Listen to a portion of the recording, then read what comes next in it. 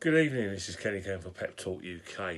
Just doing a review of the Tottenham Man City game in the first leg in the Champions League at Tottenham Hotspur Stadium. First leg score, Spurs 1, Man City 0. It's a tale of VAR, a saved penalty, an injury to Harry Kane, a goal by Son. And if we look at the game overall, both teams played 4-4-2. Kieran Trippier was at the right back for Man City. Delph played at left back. And in terms of incidents, Man City really missed a trick today. I thought their football today was very ponderous, very slow.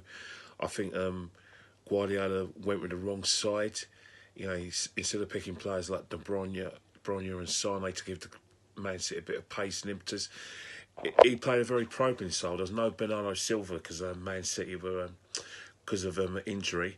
So for me, he went very conservative and he very much played in Tottenham's hands. But if you look at the first half, it was actually Man City who were actually driving the match. And in the 15th minute, a VAR incident occurred. Raheem Sterling cuts in, takes a shot, hits Danny Rose, and it goes for a corner. And the first thing I'm thinking, well, that's a corner. Then as soon as the referee goes and looks at the big screen, and I saw it again, it did hit Danny Rose on the hand, and it was a definite penalty for me. And then roll on Lloris does what he did against the Arsenal, what he did against Leicester, makes a save and saves Spurs out of a sticky situation. Then going in at half time, I thought both teams to me looked like they were cancelling each other out.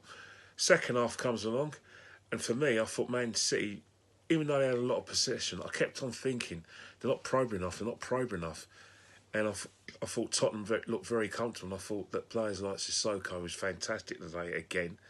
Vertonghen, who was also great in defence, and alongside Alderweireld, I thought Spurs looked very comfortable. There was an instant in the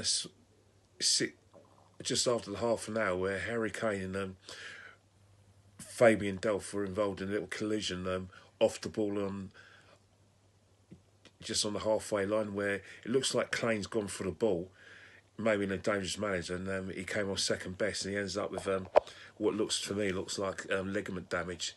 And there was a little bit of confrontation between Pochettino and Fabian Delph over the tackle, which I think is going to put Harry Kane out for maybe 2 or 3 weeks, maybe even for the rest of the season, because it did look a really bad one. But you know what Harry Kane's like; he normally comes back very well from injury. And after that, you know, Spurs' heads seemed to be going down, but you always thought that if Spurs had one chance, they were going to take it, because even though Man City were dominating possession, they were getting in, you know, making all these little probing passes, it was just too slow. You know, David Silva was probing. Sterling, I thought, was probably very quiet today. Did his best. Thought Miriam Mahrez was probably Man City's brightest player, but he just couldn't get, you know, the better of Danny Rose. Then against the run of play, and I say against the run of play, in the 78th minute, again Fabian Delph's involved, where a great ball from Christian Eriksen, like I said, gets bypast the Man City's defence. Fabian Delph thinks the ball's going out. He stops, as does this whole Man City defence. Son gets the ball, cuts in with his left foot, and he powers it past the Man City keeper.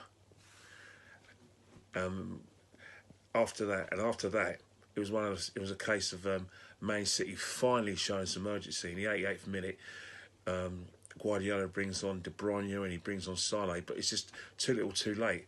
And you think that going into Etihad, that's probably a very good result for Tottenham Hotspur, because the most important thing you need to do in Europe is keeping a clean sheet, and I think Spurs did that.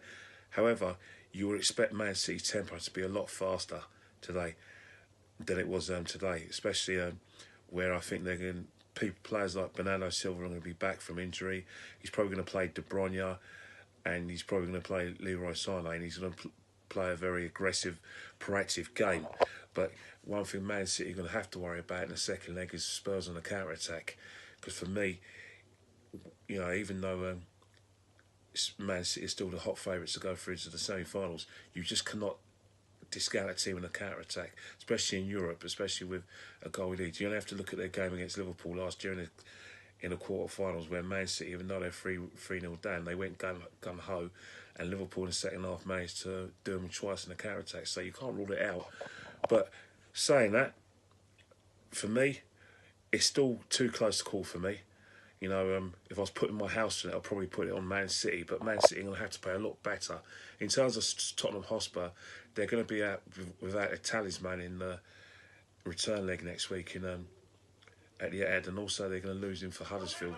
And I'm sure he's going to be out for quite a few games. But saying that, I wouldn't say Spurs have got one foot into the semi-final, but I think the happiest of the managers would be Pochettino with that performance in itself. And for me, the best player in the park for me was, in my opinion, was Sissoko, because I thought his midfield display was very good. He protected the back four. Like I said, he made probing runs. And, you know, he's probably Tottenham's player this season. He's probably not getting the headlines that Harry Kane will get, but for me, a great performance. But it's only half time. I'm going to end this video now, and I'm going to remind you guys, if you've got any comments, put in the comments below. Any questions you need to ask the questions, ask anyone from Pep Talk UK or myself, and they'll do the best to answer on my behalf. I'll speak to you guys soon. I'm going to watch the game tomorrow against Man United Barcelona.